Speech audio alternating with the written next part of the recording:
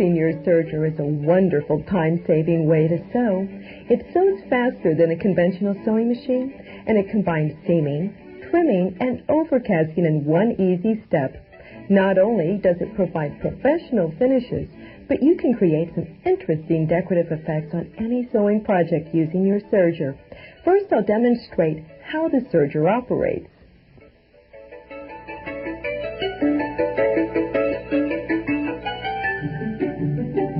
I'll remove the snap-on presser foot from the serger for a better view of the working mechanism. The serger uses 2 needles to carry 2 parallel straight-stitch threads. The other 2 threads are carried by metal arms called loopers here under the needle plate.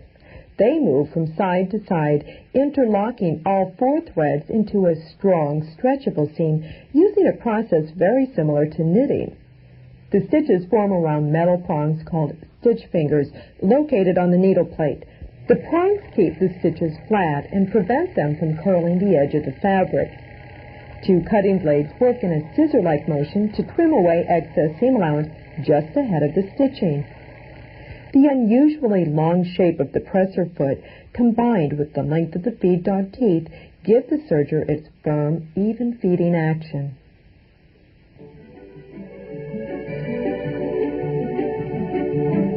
There are 2 methods to thread your serger. To begin, make sure the thread antenna is fully extended with the thread guides directly over the spool pins. Since the serger comes with thread already in the thread path, one of the methods is to tie the thread cone ends to the existing ends of the thread, then simply pull the knot through. Once the new threads are tied on, clip the excess thread tail. Then those knots can be pulled through the entire thread path, except for the eye of the needles. Clip the needle threads just above the eyes. To help the knots pull through easily, turn the tension dials to 1. Pull on the looper threads from under the presser foot, one at a time. When the thread knot is clear at the end of the looper, clip away the old thread and return the tension dial to its previous setting. Pull the needle threads through in the same way. When the knot reaches the needle eye, clip the knot and re-thread the eye of the needle.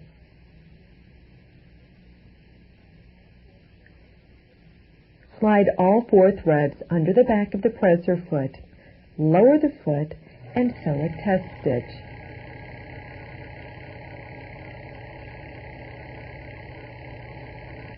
There are certain types of thread that are best for serger sewing. A top-quality, long-staple polyester or poly-cotton blend is the best choice. Avoid so-called bargain threads for all your sewing. Now, cone thread is especially designed for serging since it feeds freely from the top. Regular thread spools can also be used if you insert one of the spool caps from the accessory packet into the top of the spool. This forms a smooth edge and lets the thread feed off evenly. Tying on threads is certainly the quickest method, but manual threading isn't difficult either. The thread guides and tension dials are color-coded, and you'll find a color-coded threading diagram here inside the front cover. Of course, your manual details the step-by-step process. Begin with the upper looper, color-coded green. Open the front cover and turn the hand wheel forward to bring the needles to the lowest position. Place the cone or spool on the 3rd from left spindle, then slide it through the thread guide back to front. Bring it down and through this thread guide and under this disc, then straight down into the slot in between the tension discs. Give the thread a tug to be sure it is fully lodged in the tension discs. Hook the thread through the open end of the thread guide's color-coded green, here, here, here, here, and here. Then use the tweezers to insert the end of the thread through the hole in the tip of the upper looper. Threading sequence is very important, so I'll thread the lower looper color-coded blue next. First, open the free arm cover. Turn this lever to the left where it says Open and pull sideways on the cover. Turn the hand wheel forward to raise the needles to the highest position. Place the thread on the fourth from left spindle, then bring it up through this thread guide. Then here and under the disc, bring the thread down along the slot in between the tension discs, giving the thread a tug. Follow the blue color-coded thread guides here, here, here, and here. Turn the hand wheel toward you to bring the lower looper to the far left position. Thread this hole in the end of the lower looper. Turn the hand wheel again to move the looper to the far right. Use the tweezers to place the thread through the looper eye.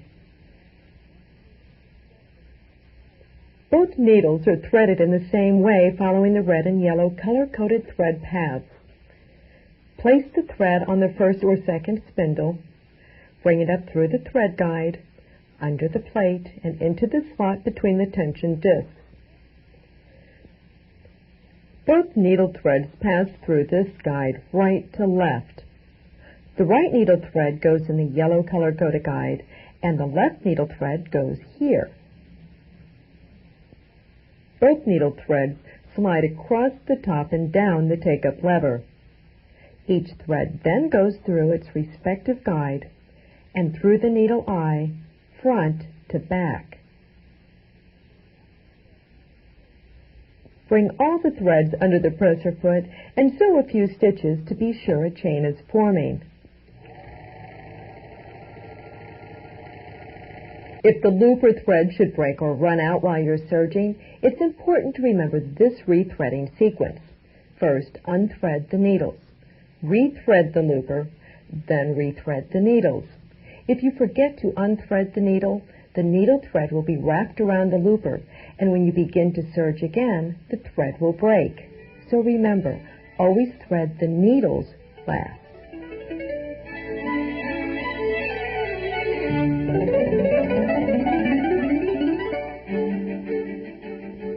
The serger joins the seam, trims the seam allowance, and overcasts the edge in one operation. What a terrific time saver! For a durable seam, use the 4-thread stitch on all knits and most woven fabrics. It isn't necessary to raise the presser foot to insert the fabric. Just place the 2 fabric layers right sides together at the tip of the foot, and the extra long feed dogs will pull it in. Guide the fabric, matching the fabric edges to the seam guide markings on the door. You'll be trimming away about a 1/4 inch of excess seam allowance. At the end, just sew off the edge and bring the thread chain back under the blades to cut it. Your completed seam will press to one side inside the garment. Truly a neat finish. The tape slot in the presser foot will guide a narrow tape or ribbon right under the stitch. Insert the tape through the slot, then under the back of the presser foot like this before you start to sew. Use it to stabilize stretched fabrics in areas like the shoulder seam of a t-shirt. It's important to remember not to serge over pins. The blades would get dull pretty fast if you did. Go ahead and pin the 2 layers of fabric together and simply remove each pin as it approaches the blade. Or put your pins in from the opposite direction with the heads toward the body of the fabric and the points back about 1/2 inch from the cut edge. They can then feed easily under the presser foot without touching the blade. A serger doesn't have a reverse function like a conventional sewing machine to lock the end of a seam. In most construction situations, the end of one seam is soon crossed by an intersecting seam and secured. When a seam won't be crossed, there are several methods for locking the end of a seam. To secure the beginning of a seam, sew 3 to 4 stitches into the fabric. Then stop with the needles down and raise the presser foot. Run your fingers along the thread chain to smooth out the loops. Bring the thread chain forward under the presser foot and lower the foot. As you sew, the new stitches will form over the original chain. Pull the chain to the right and the blades will trim away the excess.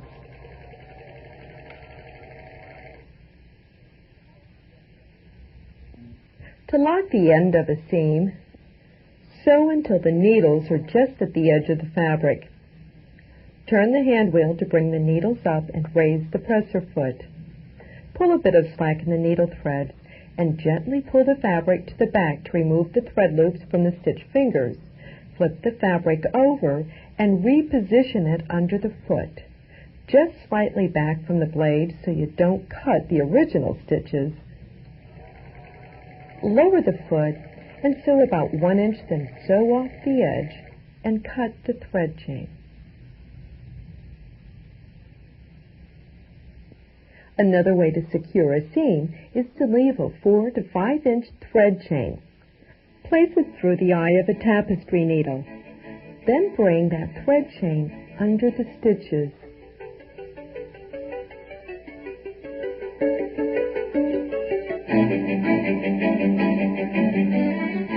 It's easy to customize the stitches on your serger by adjusting the stitch length, stitch width, and differential feed settings.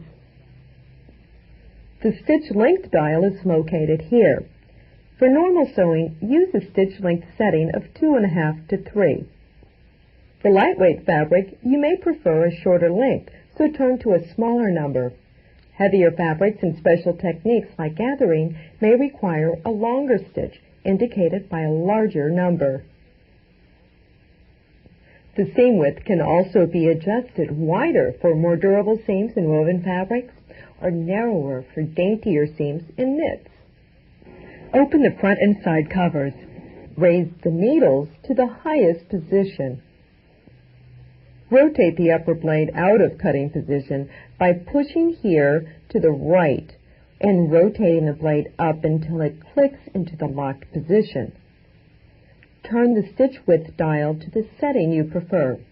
The numbers on the plate indicate the seam width in millimeters measured from the right-hand needle. Sewing with the left needle adds an additional 2.2 millimeters to the seam width. For example, the maximum setting of 5 millimeters creates a 7.2 millimeter stitch when used with the left-hand needle. Return the blade to the cutting position. Close the doors before sewing. Your serger comes equipped with differential feed. You can use this great feature for eliminating puckers in silky fabrics or even gather on lightweight fabrics. With differential feed, the feed dog teeth are made in 2 separate sections, front and back, which can be adjusted independently. For normal sewing, the differential feed dial, located here, is set at the N or normal position. Turn the dial to 0.7 and the front feed teeth will move in shorter strokes than the back teeth. That has the effect of holding the fabric taut as you sew and prevents lightweight fabrics from puckering under the stitching. Set the dial to a higher number and the front teeth will take longer strokes than the back teeth. That feeds fabric in faster than it feeds out, easing or compacting the fabric to prevent stretched or weighty seams in special knits. Using the full 2 setting and the longest stitch length, your differential feed can actually gather lightweight fabrics. If you want fuller gathers, smooth out the thread chain and identify the 2 shorter thread strands. Those are the needle threads. Simply pull on those 2 strands to gather the fabric even more.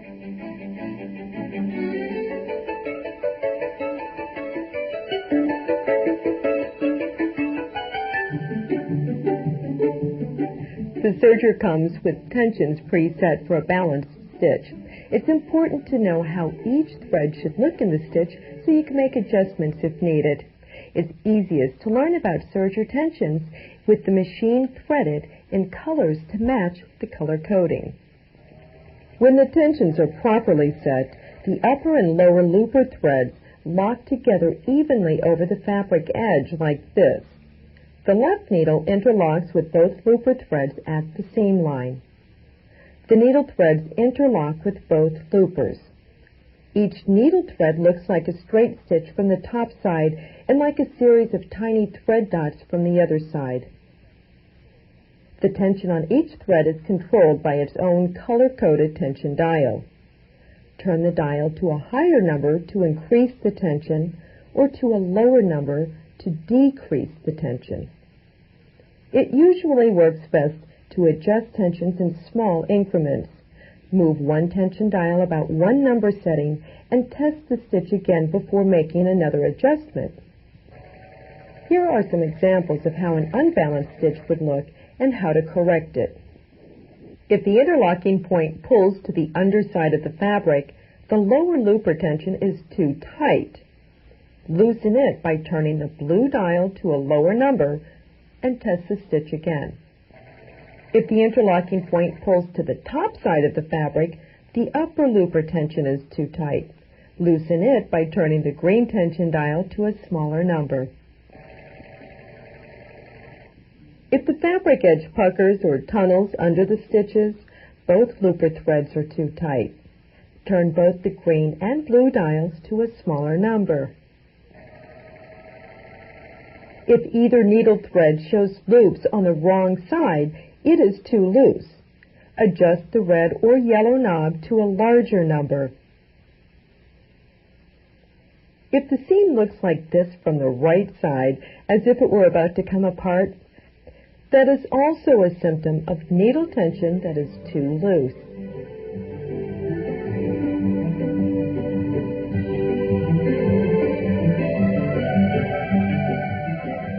You have the option of removing either the left or right needle for sewing a 3-thread serged stitch. This stitch has even greater stretch and less bulk for seaming knits, and it also has some interesting decorative applications. Removing the left needle creates a narrower stitch. Removing the right needle creates a wider stitch. To remove a needle, just snip the thread. Hold the needle with the tweezers and loosen the small needle holder screw.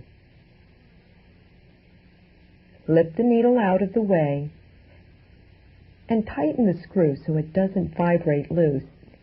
Remove the appropriate needle thread from the thread path. I'll use a 3-thread stitch to add rib trim to a neckline. Fold the strip of trim in half and place it against the right side of the neckline, matching all 3 cut edges. After sewing a few stitches to secure the ends, stretch the rib trim as you serge.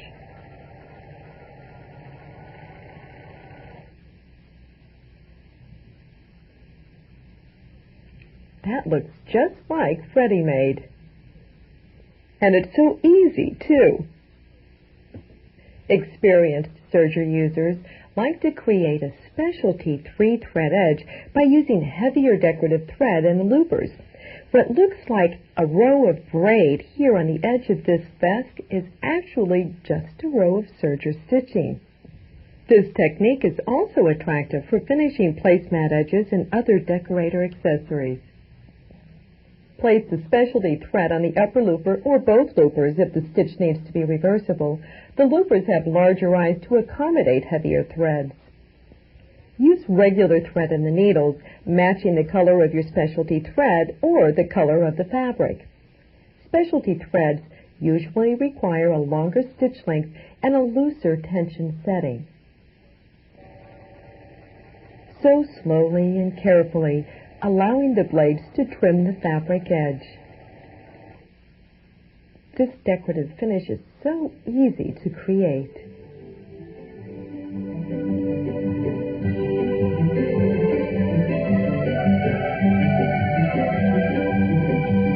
One of the most time-saving features of your serger is the narrow rolled edge finish. Add this professional finish to fabric edges for scarves, napkins, ruffles, even decorative tassels. The narrow edge is sewn with both loopers and only the right needle. Converting to the narrow rolled edge is easy. Simply change the throat plate to the rolled edge throat plate located in your accessory case. Here's how. First, I've removed the left needle. Turn the hand wheel forward until the needle is at its highest point. Raise the presser foot. Open the extension table and free arm cover. Loosen and remove the front side screw.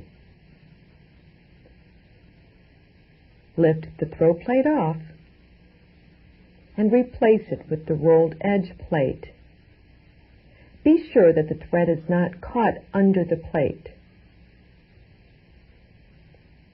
Retighten the screw.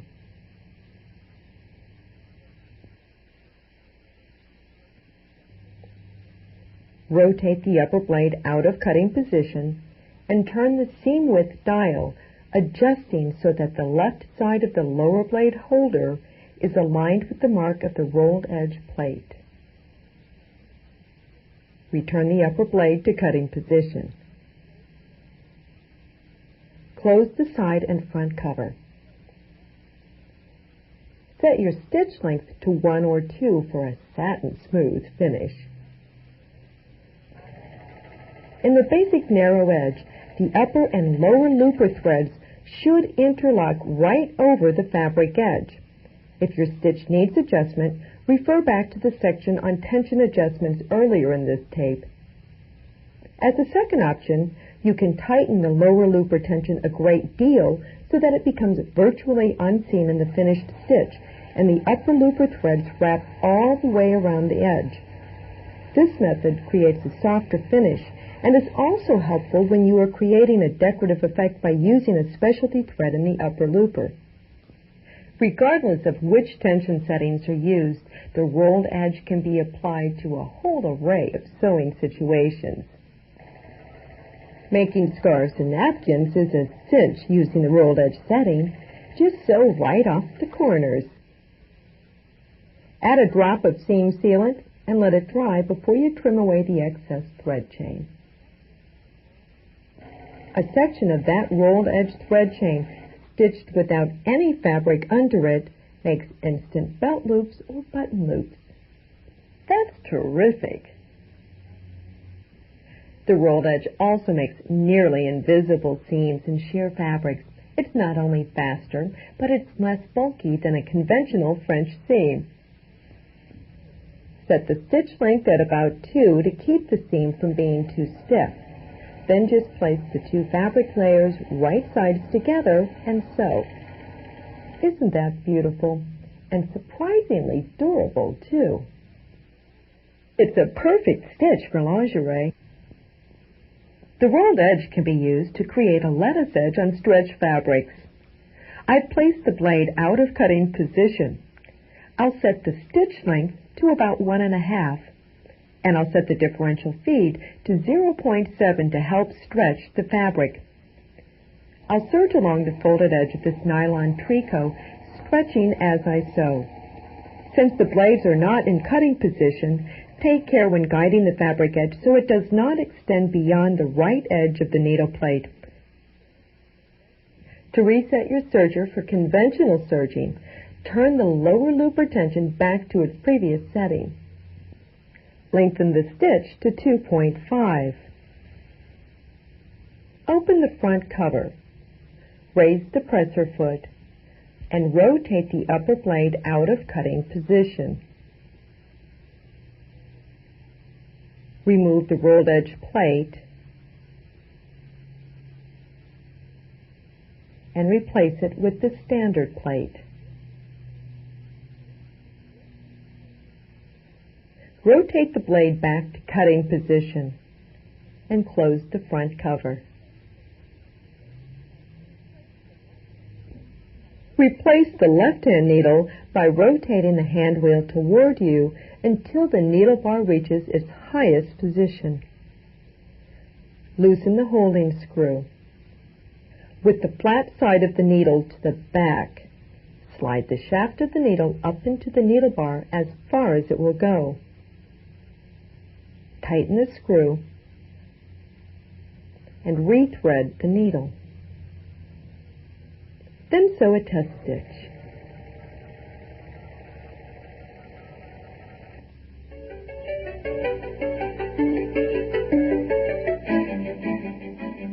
Another creative serger option is two-thread stitching, or flat locking as it's sometimes called. The two-thread creates a decorative flat seam that is great for knits. It's also used in sewing lingerie and for blind hemming. The two-thread stitch can also be used to overcast edges for less bulk and to conserve thread. To convert the serger to two-thread, use one needle and the lower looper only. Use the right needle only for a narrow stitch or the left needle only for a wider stitch. Open the front cover and turn the hand wheel to bring the upper looper to its lowermost position. Cut the upper looper thread and pull it out of the looper eye. Insert the straight end of the subsidiary looper found in the accessory kit into the hole at the top of the looper shaft. Push back gently on the subsidiary looper and rotate it to the left until the curved tip fits into the eye of the upper looper. Two-thread serging requires an entirely different tension setting. Loosen the appropriate needle tension and sew a sample. The needle thread on the back side of the fabric and the lower looper thread on the top side of the fabric should interlock just over the cut edge. If the needle thread is wrapping to the top side, tighten the needle tension dial and loosen the lower looper tension slightly. If the lower looper thread is wrapping to the underside of the fabric, tighten the lower looper tension and loosen the needle tension slightly. The most basic way of using a serger is overcasting the edges of hems, facings, and seams. It's easiest to overcast those edges before any seams are sewn. For finishing, guide the fabric so the blades just skim the fabric edge, trimming away any ravelly threads before the edges are overcast. Since the serger operates differently than a conventional sewing machine, some sewing techniques are different as well. For instance, turning corners requires a bit of special handling. I'll demonstrate some basic techniques. To turn an outside corner, serge right to the edge of the corner, then lift the presser foot. Raise the needle to the highest position. Pull a bit of slack in the needle thread and tug gently on the fabric behind the foot. This clears the last few loops of the stitch from around the stitch fingers so the fabric can move freely. Now you can turn the fabric, lower the foot, and continue sewing in the new direction. I'll demonstrate how to serge an inside corner.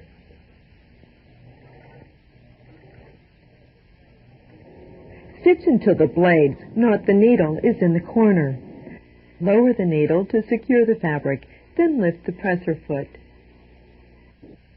Maneuver the fabric so that a pleat forms to the left of the needle and the right hand edge becomes straight. Lower the foot and complete the stitching. When the corner is overcast, the pleat disappears as the fabric returns to its original shape. With a little practice, corners are no problem at all. It's easy to overcast inside or outside curves.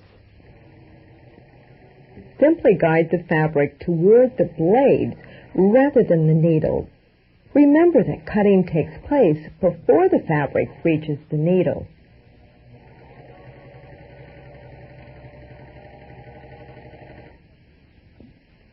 Now I'll serge a two-thread seam to show you what flat locking looks like. Position and sew 2 fabric layers in the usual way, but when the seam is completed, pull gently crosswise on the stitches, and the fabric layers will shift on each other until the seam pulls completely flat.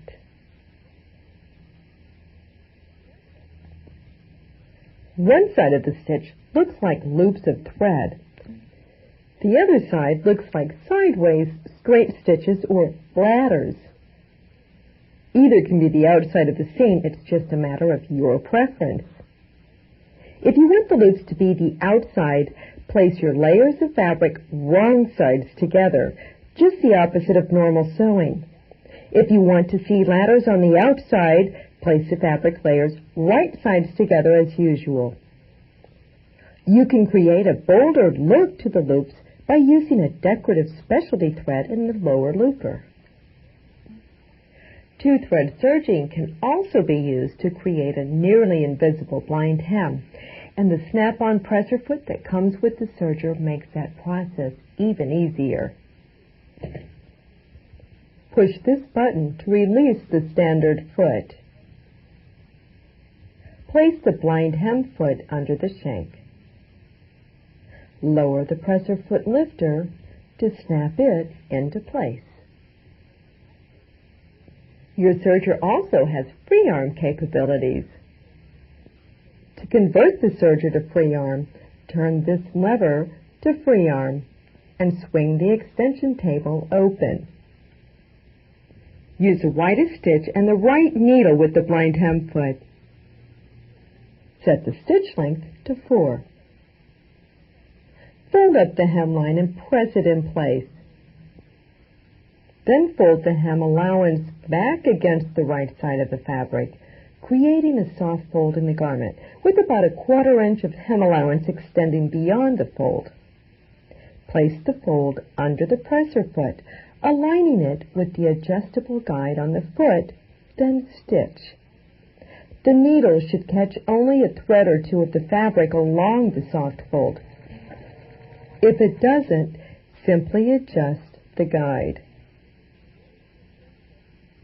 The blades will trim the edge of the hem allowance, and the stitches will encase the raw edge.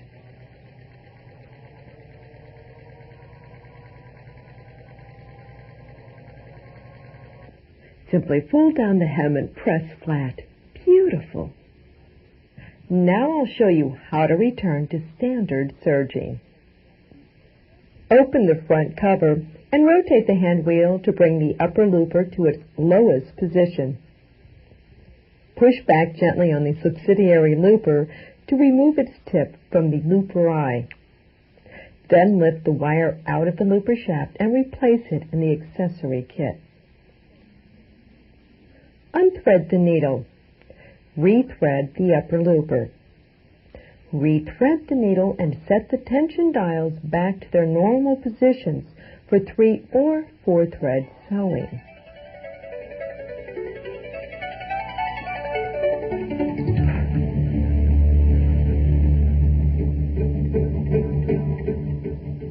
You'll be sewing more than ever with your new serger, so it's important to keep it in top condition, and here's how to do that.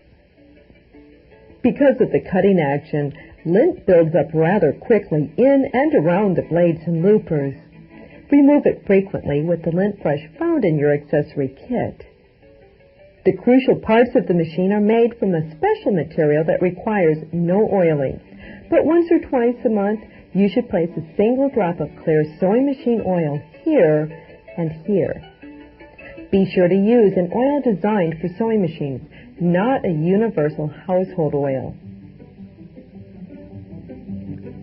Learning to use your serger is easy. With a little bit of practice, you'll be an expert.